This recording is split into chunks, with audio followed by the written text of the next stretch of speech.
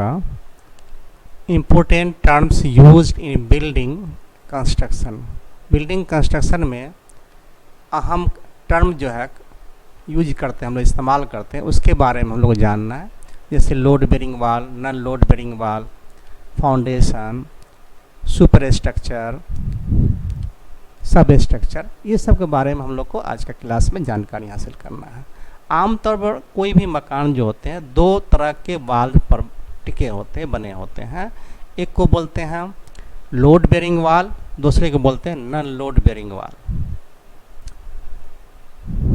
जो मकान load bearing वाल से बने होते हैं लोड बेरिंग वाल से स्ट्रक्चर कहलाते हैं, जबकि आइसोलेटेड आरसीसी कॉलम और बीम से कनेक्ट होकर बने फ्रेम स्ट्रक्चर कहलाते हैं। इसके फ्रेम जो होते हैं कर्टेन वाल, पैनल वाल, ब्रिक, मेसनरी से फिल होकर बने होते हैं।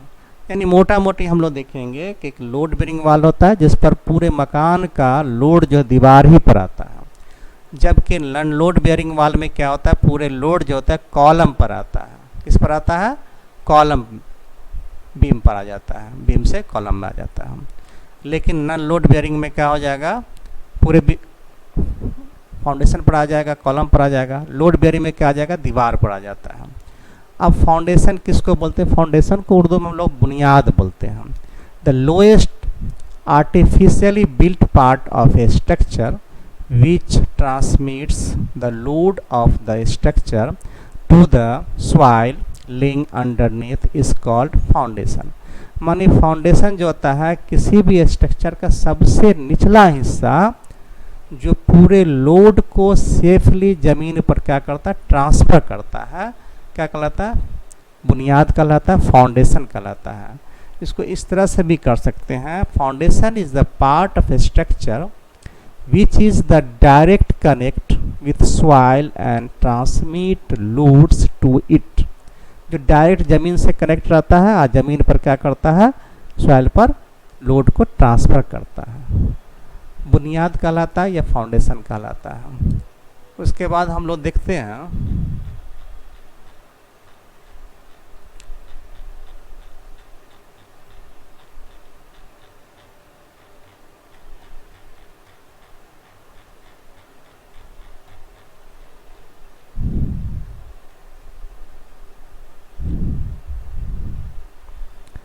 पर्पस ऑफ फाउंडेशन, या फाउंडेशन किसी भी स्ट्रक्चर का वह सबसे निचला हिस्सा जो स्ट्रक्चर के पूरे भार को बहिफाजत ज़मीन के अंदर मुंतकिल यानी ट्रांसफ़र करता है, बुनियाद कहलाता है। ये स्ट्रक्चर का अहम पार्ट है जिससे फेल हो जाने पर सारा स्ट्रक्चर क्या होता है, कोलैप्स कर जाता है। इसके डिज़ाइन और कंस्ट्रक्शन करते वक्त पूरी केयर की ज़रूरत पड़ती है, सावधानी की ज़रूरत पड़ती है।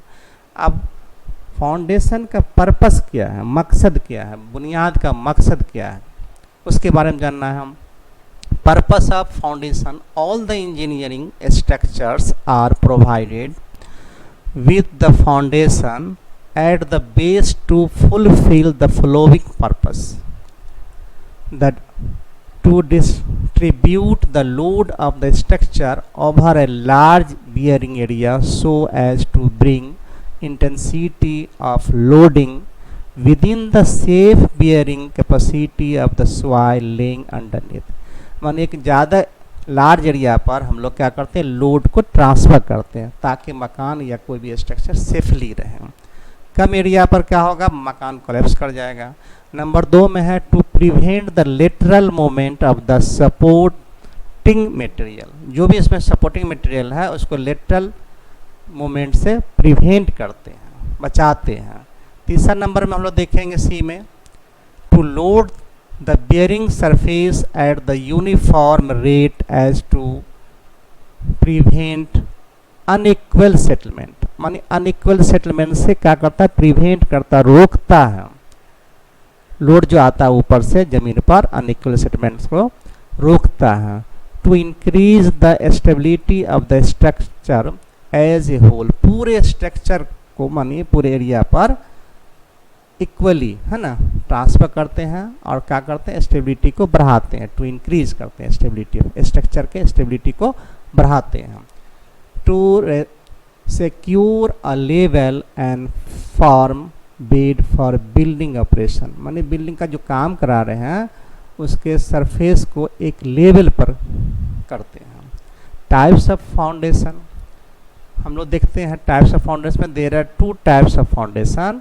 फर्स्ट हो गया सैलो फाउंडेशन, दूसरा हो गया सेकेंड डीप फाउंडेशन। अब सैलो फाउंडेशन वैसे फाउंडेशन जिसकी गहराई स्ट्रक्चर या वाल जो होते हैं उसके बराबर या उससे कम होते हैं, ज़्यादा के क्या कहलाते हैं, सैलो फाउंडेशन कहलाते हैं। डीप फाउंडेशन में क्या होता है, स्ट्रक्चर के विड्थ से कई गुना ज़्यादा गहराई होता है फाउंडेशन का। देखते हैं हम लोग, the foundation provide immediately beneath the lowest part of the structure near to the ground level are known as shallow foundation. Such foundation are mostly placed on the first hard and firm strata, strata कहते हैं मिट्टी को, available below the ground level. पहाड़ी इलाका में Cello foundation आमतौर से दी जाते हैं, या ज़्यादा हेवी स्ट्रक्चर नहीं बना रहे हैं तो सैलो फाउंडेशन देते हैं कॉमन मकान में। दूसरा हो गया डीप फाउंडेशन। तो डीप फाउंडेशन का है कि वैसे फाउंडेशन जिसकी गहराई सुपर स्ट्रक्चर के कई गुना अधिक होता है, डीप फाउंडेशन कहलाएगा। सैलो फाउंडेशन में ही एक टाइप्स है spread footing, the load bearing walls which are constructed over concrete bed laid directly over the soil in the foundation trench गड्ढा are called the spread foundation. Spread क्या होता है, फैला हुआ रहता है। हम लोग पुराने ज़माने में देखते थे फाउंडेशन की चौड़ाई लगभग 40 इंची होता था, उसके बाद 2.5 इंच इधर 2.5 इंच इधर ऑफसेट करते करते करते ऊपर जो है 15 इंच का यानी कि 1.5 ईंट का दीवार होता था पुराने ज़माने में। देखते हैं मिट्टी का भी लोग मोटार का इस्तेमाल करता था, मिट्टी पर जुड़ाई करता था मड पर, लेकिन अभी जो है हम लोग देखते हैं स्प्रेड का इस्तेमाल नहीं के बराबर किया जाता है, ऑफसेट टाइप का बना होता है। स्प्रेड फुटिंग हम लोग देख सकते हैं यहाँ पर, यहाँ क्या दिया हुआ है, यहाँ ऑफसेट कटा हुआ है। बी क्या हो गया, चौड़ाई हो गया, डेप्थ हो गया। अगर B is greater than depth, अगर चौड़ाई जो है फाउंडेशन की चौड़ाई ज़्यादा है डेप्थ से, ठीक है ना, तो क्या होगा बोलिए, सैलो फाउंडेशन। और B is lesser than D, अगर बी की चौड़ाई जो फाउंडेशन की चौड़ाई होगी क्या होगा, कम होगी, और क्या होगी, गहराई ज़्यादा होगी, डेप्थ ज़्यादा होगी, तो डीप फाउंडेशन। माने जिसकी गहराई ज़्यादा होते हैं वो क्या कहलाते हैं, डीप में कहलाते हैं, और जिसकी गहराई कम होते हैं चौड़ाई ज़्यादा होगा स्प्रेड। स्प्रेड का अब इस्तेमाल नहीं किया जाता है।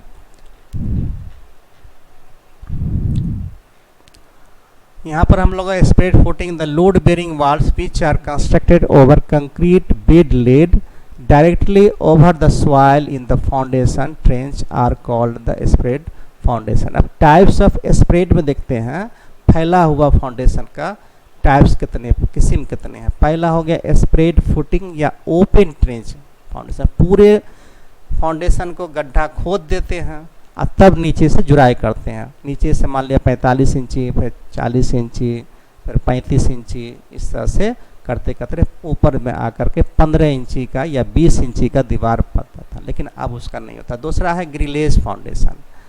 ग्रिलेज भी फाउंडेशन स्प्रेड फुटिंग का ही है, सैलो का ही पार्ट है। दूसरा राफ्ट या मैट बोलते हैं। राफ्ट फाउंडेशन आजकल भी दिया जाता है, बड़े बड़े हेवी स्ट्रक्चर बनते हैं तो पूरे ज़मीन में जितना मकान बनाना है पूरे में ढलाई कर दिया जाता है, राफ्ट फाउंडेशन कहलाता है या मैट फाउंडेशन। एरिया बढ़ा करके हम लोग लोड को क्या करते हैं, कम कर देते हैं। दूसरा हो गया स्टेप्ड फाउंडेशन। स्टेप मतलब सीढ़ी के जैसा, जैसे नदी के किनारा मकान बनाना है तो वहाँ पर नीचे ऊंची ज़मीन रहता है तो उसमें क्या होता है, स्टेप टाइप का हम लोग फाउंडेशन देते हैं। अगर हम लोग एक लेवल करने लगेंगे तो नीचे का लेवल करेंगे तो किनारे से दूर वाला हिस्सा को ज़्यादा गड्ढा करना पड़ेगा, तब एक हाइट में आवेगा। तो एक हाइट में न करके 2-3 स्टेप में उसको जितना बनता है, 2-3 स्टेप में उसको स्टेप बना करके फाउंडेशन दे देते हैं, ऊपर आके एक लेवल में आ जाता है। ऐसे फाउंडेशन को स्टेप फाउंडेशन, यह आमतौर से नदी किनारे में स्लोपी ज़मीन रहता है उसमें किया जाता है। तीसरा हो गया इन्वर्टेड आर्च फाउंडेशन। आर्च की तरह पहले ज़माना में होता था, लेकिन अभी इसका इस्तेमाल नहीं के बराबर होता है, इन्वर्टेड आर्च फाउंडेशन कहलाता है। अब डीप फाउंडेशन का है। डीप फाउंडेशन किसको बोलेंगे? The foundation constructed sufficiently below the ground level with some artificial arrangements such as piles, wells, etc. at their base are called deep foundation. Deep foundation क्या है? एक है अरेंजमेंट किया जाता है आर्टिफिशियल के तौर पर, जैसे पाइल्स हो गया पिलर दे करके, वेल कुआं जैसा फाउंडेशन, जैसे कि हम लोग देखते हैं पुल जो ब्रिज बनते हैं तो उसमें वेल फाउंडेशन होते हैं। और कम पानी जहाँ पर रहता है तो वहाँ पर पाइल्स का भी इस्तेमाल करते हैं, जहाँ पर पानी ज़्यादा रहते हैं तो वहाँ वेल्स का इस्तेमाल करते हैं। जैसे गंगा में पुल बना हुआ पटना जाइएगा तो वहाँ भी है, तो वेल फाउंडेशन है। वैसे फाउंडेशन जिसकी गहराई यानी डेप्थ ढांचे मानी स्ट्रक्चर के वाल के थिकनेस यानी चौड़ाई से कई गुना ज़्यादा होता है। वाल के थिकनेस से क्या रहेगा, उसका डेप्थ जो होता है कई गुना ज़्यादा रहता है, क्या कहलाता है? डीप फाउंडेशन कहलाते हैं। ये मंदरजा जेल किस्म के होते हैं। पहला पाइल फाउंडेशन, दूसरा वेल फाउंडेशन, तीसरा कैसन फाउंडेशन। ये सब नदी में बनते हैं। पाइल फाउंडेशन जहाँ कम पानी रहता है नदी में, छोटी नदी है तो वहाँ पर है वेल फाउंडेशन, जहाँ ज़्यादा है वहाँ का होता है कैसन फाउंडेशन है। According to NBC 1983 the depth foundation depend on माने नेशनल बिल्डिंग कोड 1983 के मुताबिक बुनियाद की गहराई मानी फाउंडेशन की गहराई मंदरजा झैल बातों पर मुनहसर करते निर्भर करते हैं। पहला क्या है? Depth of ground water table, water table का कितना है लेवल है, उसके बाद में टेबल कहाँ तक, पानी कहाँ तक है उसका वाटर का। दूसरा है securing adequate bearing capacity.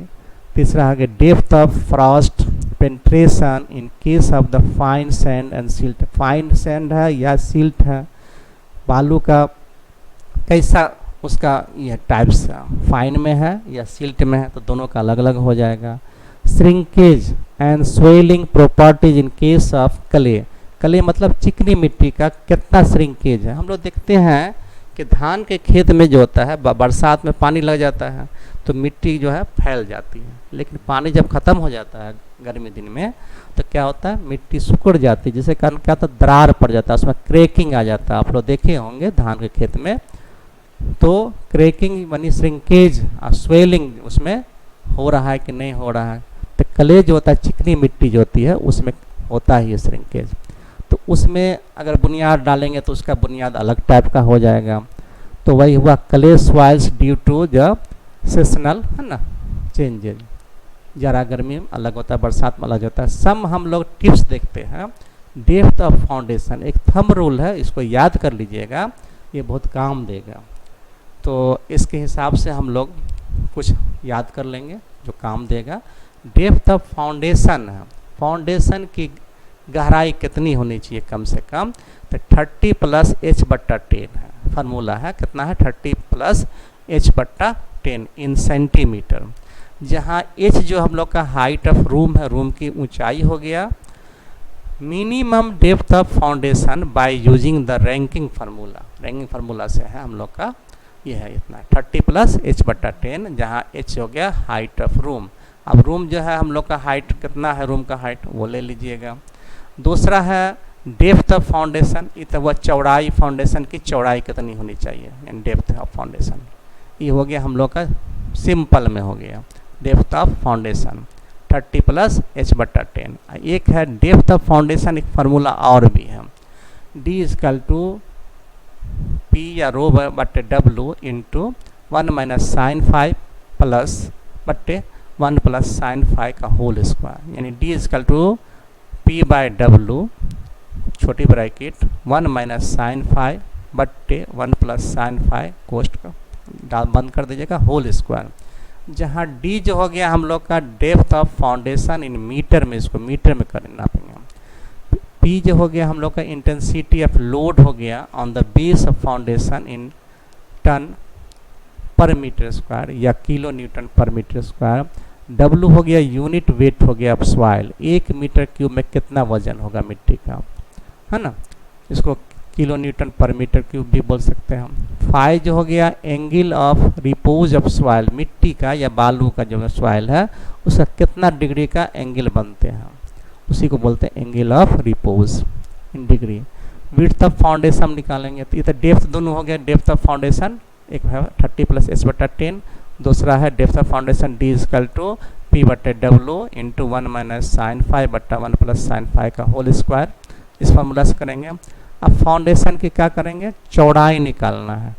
Width of foundation को b से लिखते हैं, कैपिटल B से, b = 2t + 30, जहाँ b क्या हो गया, विड्थ ऑफ फाउंडेशन हो गया, t क्या हुआ, थिकनेस ऑफ सुपर स्ट्रक्चर हो गया। क्या हो गया, सुपर स्ट्रक्चर की चौड़ाई। जैसे 10 इंची का दीवार दे रहे हैं तो 25 सेंटीमीटर वो हो गया दीवार, या 20 सेंटीमीटर का दे रहे हैं तो 2 × 20 लिखिएगा, तो 20 × 40 हो गया, और 30 सेंटीमीटर 40 × 30 70, मिनिमम कम से कम स्प्रेड फुटिंग का चौड़ाई कम से कम 70 सेंटीमीटर, या विड्थ ऑफ फाउंडेशन की चौड़ाई कम से कम 70 सेंटीमीटर देंगे, लेकिन उससे ज़्यादा देंगे, कम नहीं देंगे फाउंडेशन की चौड़ाई।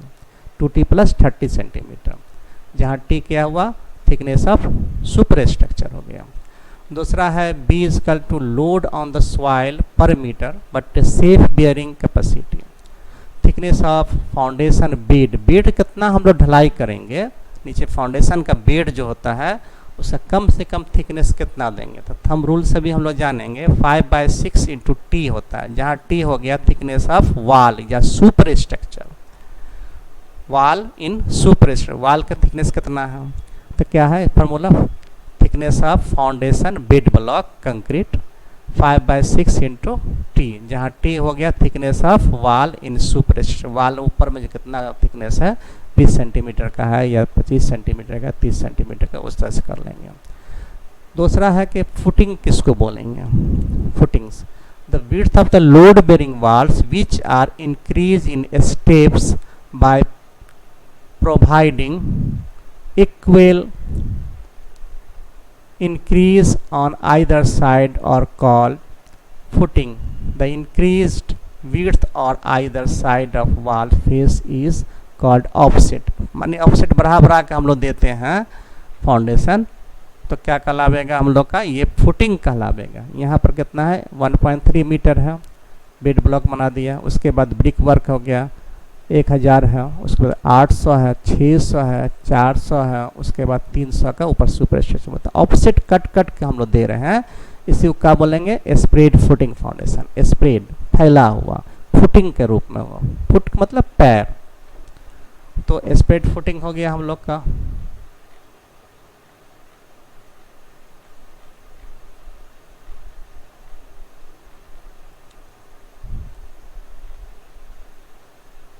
फुटिंग हो गया।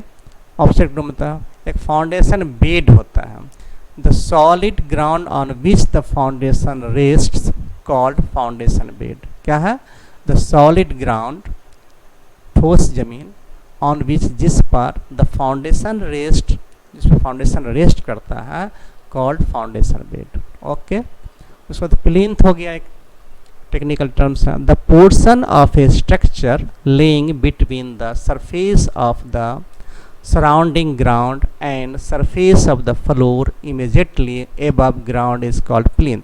प्लिंथ क्या होता है, जिसमें हम लोग चलते फिरते बरंडा बना होता है, प्लिंथ कहलाता है। उसके हाइट को प्लिंथ हाइट बोलते हैं हम। प्लिंथ हो गया, कहते हैं ना मकान का प्लिंथ कम है, पानी अंदर घुस जाता है, झांटा मारता है। दूसरा हो गया, उसके बाद है सुपर स्ट्रक्चर, जो पोर्शन जमीन से ऊपर रहता है, मानी प्लिंथ से ऊपर रहता है, वो सुपर स्ट्रक्चर में आता है।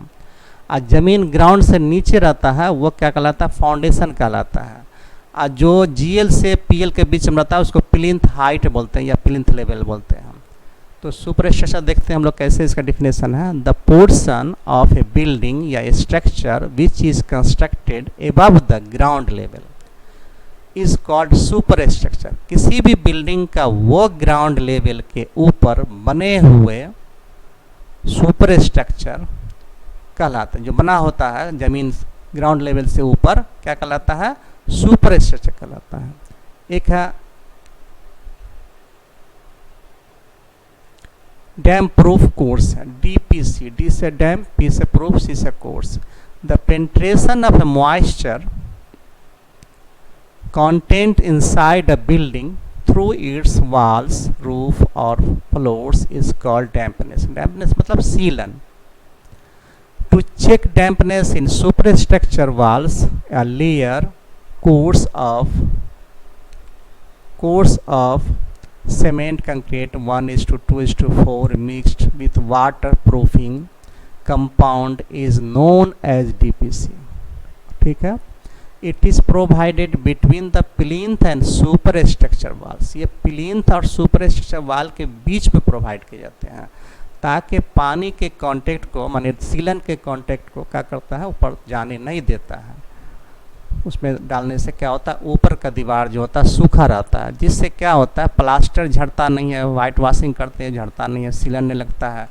देखते हैं हम लोग बहुत मकान में सीलन लग जाने से, डैम्पनेस लग जाने से किताब रखी रहती है या कपड़ा रखी रहती है, सर गल जाती है, उसमें काला काला उसमें दाग आ जाता है किताब में या कपड़े में।